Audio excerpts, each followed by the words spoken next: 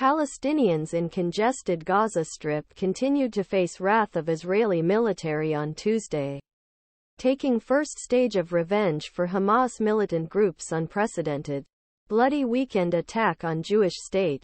The Israel Defense Forces said airstrikes targeted nearly 200 targets in Hamas-controlled Palestinian territory overnight, fewer than the previous evening's ardment.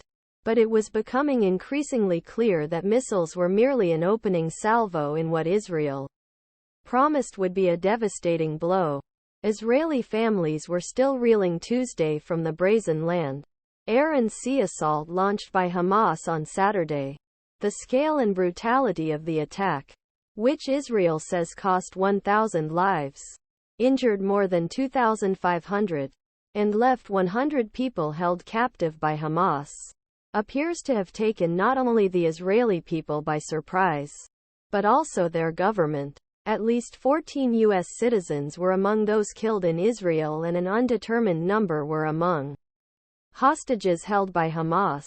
The Biden administration has cited Iran as generally complicit in supporting Hamas and other Palestinian militant groups, but has seen no clear evidence that Tehran had a role in planning or organizing Saturday's attack on Israel.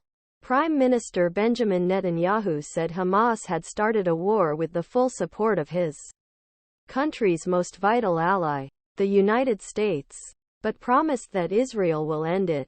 Hamas will understand that they made a mistake of historic proportions by attacking us, Netanyahu said on Monday. A map shows Israel, Jerusalem and other major cities, as well as Palestinian territory in the Israeli-occupied West Bank and the Hamas-controlled Gaza Strip.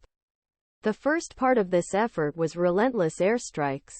As of Tuesday morning, the Ministry of Health in Hamas-run Gaza said at least 900 people, including at least 140 children, had been killed in these attacks. The ministry said another 4,000 people were injured. Israel also announced on Monday that long-standing blockade of Palestinian territory would be tightened, denying food, water, medicine, electricity and water to enter the area, and blamed Hamas alone for suffering of civilians in Gaza.